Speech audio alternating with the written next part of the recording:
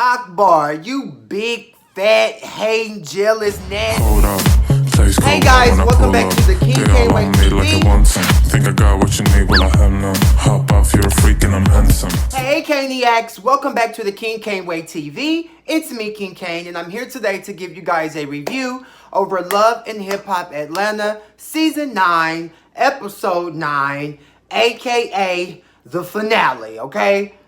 I'm so angry that it's unfortunate that the season ended so early because I feel like this would have been a great, iconic season. I just hate that the season was rushed. I do love the fact that Light Skin Keisha opened up with the previously on. It was so good to, hear a true queen open the show, with her verbiage. So I appreciated that. And this is why I like Light Skin Keisha. First of all, she's a Virgo, just like me. Secondly, I feel like she's really in her own lane, doing her own thing. I feel like Akbar, big, fat, jealous ass, big, stocky ass, is just a big, fat bully, a big, fat, hating ass bitch. And nothing's going to change my opinion. I've been in Light Skin Keisha's position plenty of times where people who don't have your oomph, are jealous, they're mad, they're angry, and it's just pathetic and it's sad. But I like Light Skin Keisha because she keeps it going, she's keeping it moving. She just had her goddamn song playing on an Insecure episode. And then I just saw that on her story that, her independent album she just released, has over 1 million streams. So she's a queen who's still working despite the haterade, okay? And she even said on the show all the time, like, I'm not going to be beefing with another woman, just because she do what I do, or this, that, and the third, why? And I'm just like, yes, like, Akbar is just a weird-ass bitch. But I'll get into that. And I also, I like Van Gogh. I think he's super cute. I love him and Keisha together. They have a YouTube channel. So, I just feel that Virgo energy from her, and I can just appreciate it. So the show opens up with Corona and everything that's been going on, how they had to close down New York, then Cali, and then this, and then that, and, everybody's just talking about it at home, just about how, the Corona has really affected them. I absolutely hate Kendra's wig. When her and Jock were sitting there talking, Kendra looked crazy as hell. These girls really be needing the production to hire those people who gets them together in their interviews because they be looking crazy as hell on their own. Next thing we know, Georgia's on lockdown. Big Akbar, she goes to see Cece at the glam shop. Sierra's fixing her wig. We all know that they've been friends for quite some time. Cece opened up to Akbar that, her daughter Paris, the one who got jumped at school, who just turned 15, is now in a private school, and she's loving the private school, so that's a good thing. I was happy to hear that. She also opened up with Akbar and how she sometimes contemplates getting back with Shooter when, she starts going through with BK or whomever else she's dating at the time. I think that is the dumbest thing ever. Sierra continued to move forward. You always going backwards. That's why I think Sierra's just a little off. Because there's no way you can be this boss-ass bitch and then in your love life, you just getting walked all over. Like, make it make sense to me. Akbar said that she's been getting a runaround about signing her deal. Akbar, ain't nobody finna sign your big ghetto ass. Until you learn how to act in public and have some type of couth, ain't nobody finna sign your big wide ass. And that is just the truth, okay? Sheesh. She's just a big bully. And then my whole thing is, she says she got custody of all her kids, but only one live with her. Akbar, instead of trying to fight everybody, bitch, get custody and get your kids into your home. Be, a full-time mom. That's what you should be focusing your energy on instead of hating on light-skinned Keisha. Oh, I just hate a big ghetto bitch that don't got the kids. But she did say she got custody of them. I didn't even know that. If you got custody, get them and move them in with you. Shit. Stop comparing yourself to other people, Akbar. That's the thing about haters. They always compare themselves to you. You could never be on a bitch like light-skinned Keisha's level. I mean, at least we do know some of her bobs. I don't know not one song by Akbar. Akburger and light-skinned Keisha voice. I love how, you know, Sierra just lets Akbar know, because Akbar kind of felt some type of way because Sierra was saying, like, well, I listen to her music. I like her music. I like your music. Like, we need to focus and, like, you know, be about our business and stuff. And she let Akbar know, like, I don't have to beef with a bitch just because you beefing with her. And that's just period. Like, Sierra wants Akbar to be on her success shit. And I feel like that's a true friend. They bring up Spice's event. Akbar says she's going to pop light-skinned Keisha in the mouth. Why? You need to use that advice that Sierra gave you, but Sierra, you need to use your own advice from when you popped Carly. Okay? Okay. Next we see Keisha. She's at home with her man, finna get her wig slayed and snatched. She doesn't really care about Akbar. Nobody cares about Akbar. Van Gogh said, I don't want my girl out there fighting in these streets. You know, light-skinned Keisha said, I'm with whatever she's on. So she bowed it. When I see her, then I'm bowed it. Period. So, you know, I relate to that too, light-skinned Keisha. And then, you know, light-skinned Keisha said a gym like Akbar, you know, she's knocking people down who's doing better than her. That's not the way to get to the top, baby. Link up. Try to do a song together. Like, stop hating, you big, fat, white whore. Girl, I can't. Van Gogh fine. I love him. It was so cute to see Jonathan come in, the dark-skinned guy who was doing her hair. That's Megan Thee Stallion's. He used to do her hair. I believe he still does. He's from Dallas. He does a lot of celebrities' hair. So it was really cute to see Jonathan make his debut. Come through, Jonathan. Come through with your cameo. Next, we get to Spice's event. I love the event. I love what Spice has on. I love the pink hair. She has a makeup and wig line called Faces and Laces. Basic name, but super cute idea. Everyone's there. C's not there for some reason. Don't know why. Even Big Jaw Yomi is there. Alexis thinks that, you know, Big Jaw Yomi is trying to come for her because Alexis and Big Jaw Yomi and some of the other girls, they all sit down.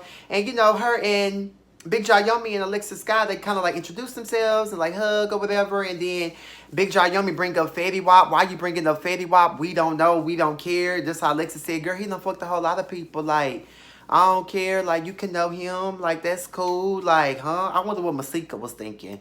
But I don't understand why Big Jaw Yomi made that relevant. Like, oh, yeah, like, even when, you know, Fetty told me about you. Like, girl, don't nobody give a fuck about Fetty Wap? I just thought that that was so awkward and stupid. But we are talking about Big Jaw, elongated jaw, Yomi, okay? So, anywho,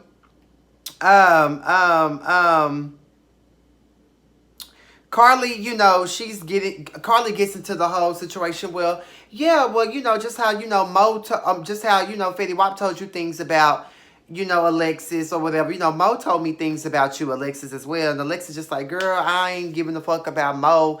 Carly, let it go. If you and Alexis got your old grandma panty wearing ass, if you and Alexis have made up, then make up, bitch. Like, why is you still like... It just seems like Carly is the type of bitch that likes to hang on to drama and issues. Like, if you forgive and you move forward, then forgive and move forward. Like, I thought you and Alexis had made up. Like, y'all didn't? Baby, it's just hard to keep up at this point. I don't know. Alexis tells her story, you know, about, you know, being a victim of sex trafficking. Carly's sitting up there trying to be funny about it, telling her that Mo said that she met her at 16. And Alexis like, how did he meet me at 16 when I was, you know, trapped in a house, like, couldn't get out, couldn't move away, couldn't do anything. So, you know, it was just disrespectful, and it put a bad taste in my mouth per usual for Carly. And that's why Sierra mushed her motherfucking ass, bitch, because you play dirty, and you can never win when you play dirty. So anyways, Alexis just breaks down because she's like, don't play about my story. And then, you know, she's telling Spice about it outside. And Spice is just like, damn, like, Carly ain't got no fucking empathy, you know. And I even put in my notes, somebody call Sierra for Carly so we can just get that in, nip that in the bud. I feel like why else would Alexis be crying? I mean, that is her story. That's her truth. Like, bitch, don't play. But then, you know, Alexis go right back in there and sit back down by them. That would have been good to see Alexis check Carly and let her motherfucking ass know what time it was. That's how you was on ready for her at y'all first scene. You know, that was the time to check this bitch. But, you know, Alexis didn't do anything. Then we see Grandma Carly still being messy, trying to reintroduce Shakana and Akbar to each other.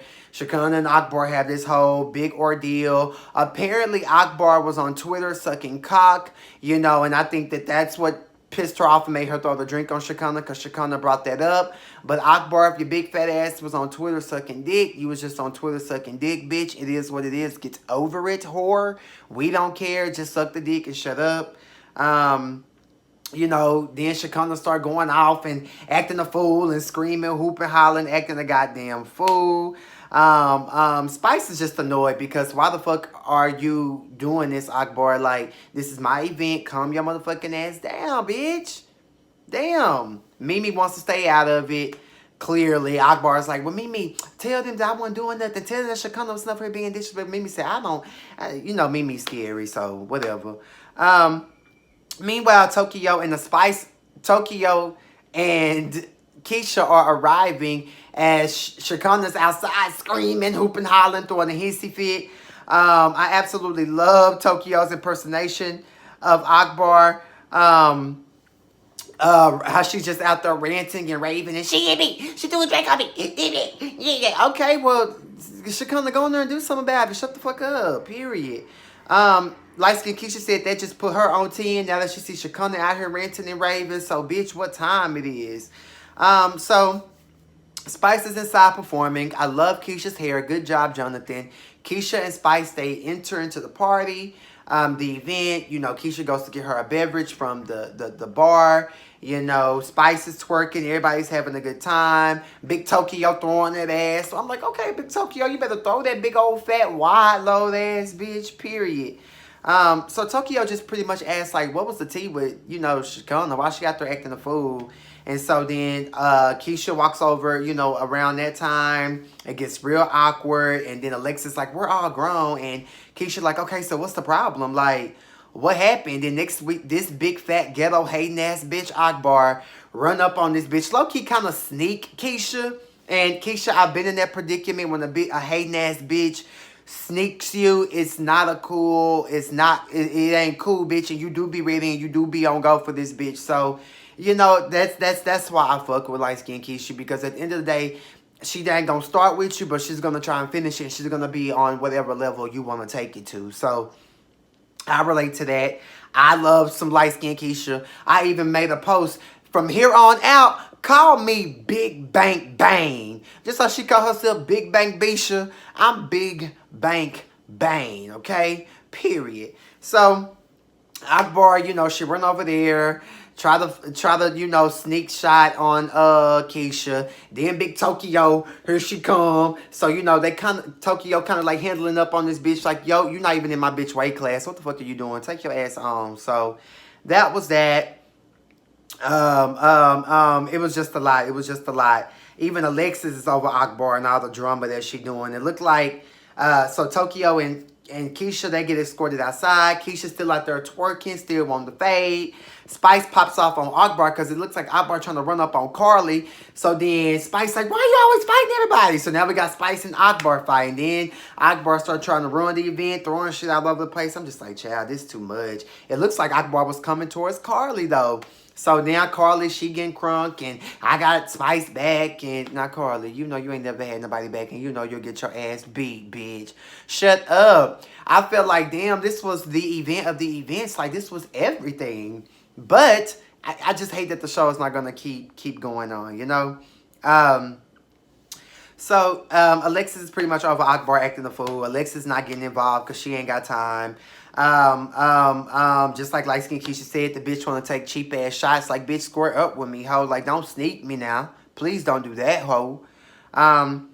So anyways, the girls leave, you know, and then according to Akbar, you know, her and Alexis and Akbar was in Alexis Sky's car, and then Keisha was in her car. So Alexis then was following her. So when they stopped, you know, Akbar hopped out the car. She said light-skinned Keisha hopped out the car. So then next time we see them, it's like Akbar got light-skinned Keisha hair or whatever and pulled her wig off. But Akbar, bitch, you ain't did nothing. She's still the queen of Atlanta. You know, in my opinion, she's the queen of, you know, the situation you're trying to do because you ain't did shit and she's doing shit, okay? So that's just that.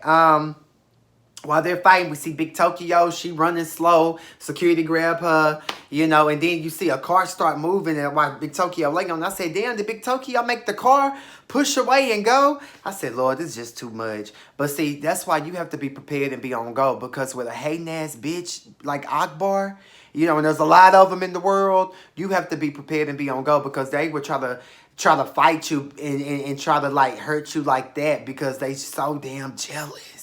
And it's ridiculous. It's so ridiculous.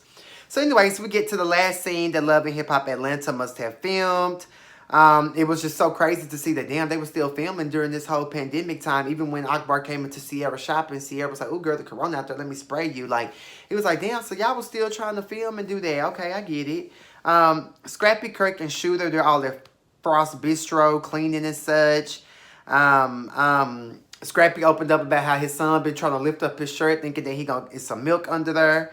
And Scrappy just not here for that, but I thought that was so funny. Shooter tells them the story about Kayomi. That's how he says her name, not Kiyomi, not Big Jaw Yomi. He calls her Kayomi. You know, pretty much how her and Cheyenne got into it, was from the fight. All the boys are like, woo, wow, oh my God, yeah. It seems like now that he's over Big Jaw Yomi all of a sudden, could it be because him and CC been chit-chatting and kicking it and kicking? We don't know. We do know from the last episode that BK exposed Sierra from texting her ex-husband. So I guess we'll just have to wait and see. Production comes in to cancel. Kirk, you know, he worried about the money. How we gonna live? It just seems like he's just so money. The business owners are sad. Everybody who has a business had to close down. You know, Kendra sad about her wedding. She still want her wedding job. Like, baby, we probably gonna have to push the wedding back. Calm down. Like, it is what it is. It was so funny to me how everybody was doing their closing statements. And you see Akbar big ass talking about she's so depressed and stressed. Like, girl, focus on some music. Do something different. Write you a hit during this time, honey, so that you can get on a bitch like light-skinned Keisha's level. And that's just on PEERAH. BK crying by his uncle passing. I don't know if the uncle passed from corona or if he passed from something else, but that's what it was given, like he had passed from corona. Life is short, y'all, for real. So stay prayed up, you know, keep stepping on bitches' necks, and that's just that. I love the ending when Sierra said, wash your hands and wash your ass. PEERAH. All right, guys. So that's my review of Love and Hip Hop Atlanta, Season 9, Episode 9, a.k.a. the finale. Please like this video, subscribe to my channel, and also join and become a member. Also, follow me on all of my social media in the description of this video. I love you guys. Peace.